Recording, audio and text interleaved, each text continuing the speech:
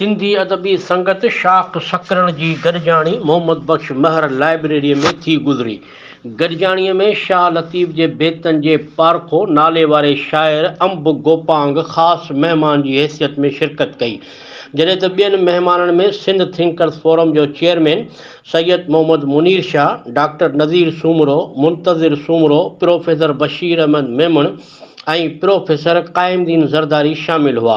इन मौक़े ते मान वारे महिमान अंब गोपांग शाह लतीफ़ जा बेत पढ़ी उन्हनि जी जामिया सम्झाणी ॾींदे बेतनि में समायल पैगाम खे खोले बयानु कयो। हिन हिक बेत जी तशरीह कंदे चयो त शाह लतीफ़ पंहिंजे बेतनि में ग़ुलामीअ खां निजात लाइ सीनो सुपर करे मैदान मल्हाइण जो पैगाम ॾिनो आहे ऐं जेके मैदान छॾे भॼनि था उनखे कायर सॾियो वियो आहे। हिन चयो त लतीफ़ जो पैगाम ग़ुलाम क़ौमुनि खे आज़ादीअ सां जीअण जो ॾसु ॾिए थो।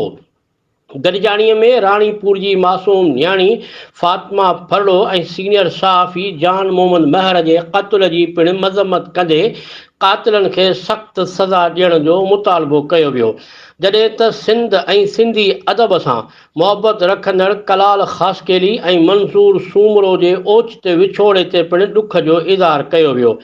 गॾिजाणीअ में माणिक मला, साहिल पीरज़ादो, अयाज़ महर, जहांगीर डाहिरी, काज़ी जावेद सनाई, मोहम्मद हनीफ़ सूमरो, मीर मोहम्मद कीरियो, मसूद उमरानी, जावेद सूमरो ऐं अब्दुल गनी मक्सी समेत कई अदीब ऐं शाइर शामिल हुआ।